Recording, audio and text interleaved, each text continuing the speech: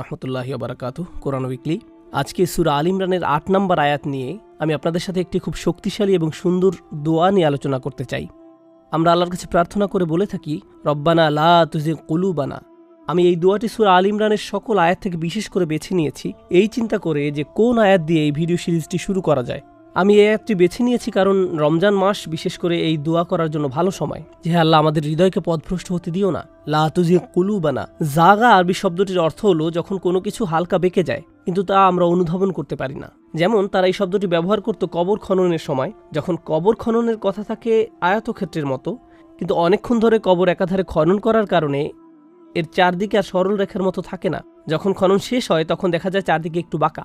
এই সমস্যার জন্য একে আরবিতে বলা হয় জাইগ। এখন যদি কোনো মানুষ সোজা পথে যেতে থাকে আর সে না বুঝে ভুল দিকে মোড় নেয় এবং পথভ্রষ্ট হয়ে যায়, তাকে বলা হয় জাইগ।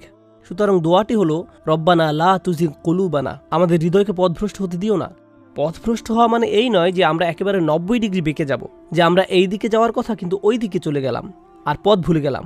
আমাদের হৃদয় যখন আল্লাহর সন্নিকটে যায় তখন তা আল্লাহর থেকে ক্ষণিকের মধ্যে দূরে সরে যায় না, সেটা খুব অল্প অল্প অল্প অল্প করে দূরে সরে যায়। এবং তাই আমরা আল্লাহর কাছে নিরাপত্তা চাই, যাতে আমরা আস্তে আস্তে হলেও শেষ পর্যন্ত কোনো উপলব্ধি ছাড়া যেন আল্লাহর থেকে দূরে সরে না যাই। অন্যথায় দেখা যাবে আমাদের উপলব্ধি করার আগেই আমাদের মধ্যে ঈমানের বোধ আর নেই। এই মাসে আমাদের কেউ কেউ আল্লাহর নৈকট্য উপলব্ধি করছি যা আমরা অনেকদিন উপলব্ধি করতে পারি না। এবং আমরা নামাজ পড়ছি, মসজিদে থাকছি, সেখানে চারপাশের মানুষকে দেখছি যাদের মধ্যে কেউ দোয়া করছে, কেউ কাঁদছে, এবং আমরা ওই পরিবেশ থেকে তাদের অনুভূতি বোধ করতে পারছি। কাঁদা শুরু করি যখন নিজে নিজে ভাবি, হে আল্লাহ, যদি আমার মনে এই উপলব্ধি সব সময় থাকতো।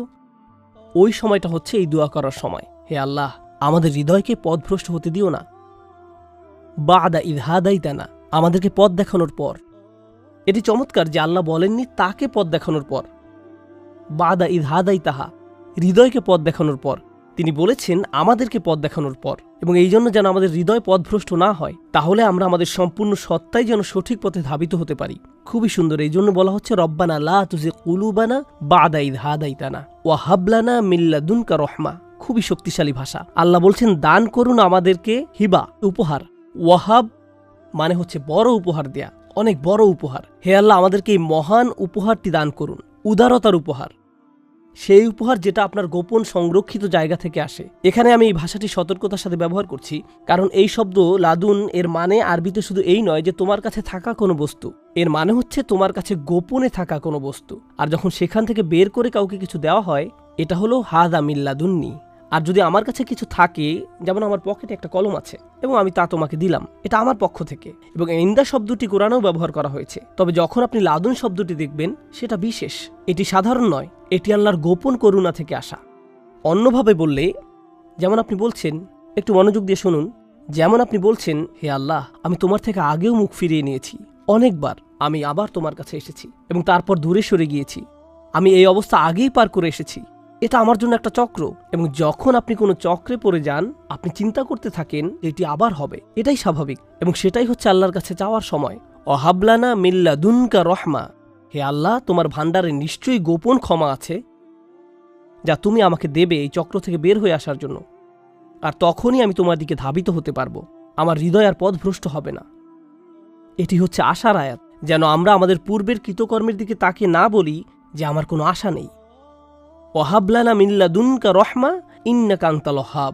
শুধু আল ওয়াহিব নয়, আপনি নিঃসন্দেহে উপহার দেওয়ার মালিক, যে অঢেল উপহার দেন এবং বারবার বারবার বারবার দেন। হে আল্লাহ, আমি এই উপহার একবার চাই না, তোমার বিশেষ ভালোবাসা আর ক্ষমা, তোমার দেখানো পথ এবং আমার হৃদয়কে সরল পথে রাখা, এটি আমি একবার চাই না। আমি জানি এটি আমার আগামীকাল আবার দরকার হবে, তার পরের দিন আবার দরকার হবে। তাই আমি তাকে ডাকি আমাকে একটা না এবং বারবার এই উপহার দিবেন। সুবহানাল্লাহ, কি চমৎকার দোয়া আল্লাহকে বলার জন্য। আমরা বলে থাকি যে রমজানের এই আগ্রহ কমে যেতে থাকে রমজান মাসের পর, কিন্তু এটি হচ্ছে এমন একটি দোয়া যা এই উদ্যমকে কমতে দিবে না। রব্বানা আতিনা মিন লাদুনকা রহমা, রব্বানা হাবলানা, রব্বানা লা তুজিগ কুলুবানা বাদা ইয হাদাইতানা ওয়া হাবলানা মিন লাদুনকা রহমাতান ইন্নাকা আনতাল ওয়াহাব। আল্লাহ আমাদের সবাইকে তার সুন্দর উপহার আর তার ভালোবাসার ক্ষমা দান করুন। বারাকাল্লাহু লি ওয়া লাকুম।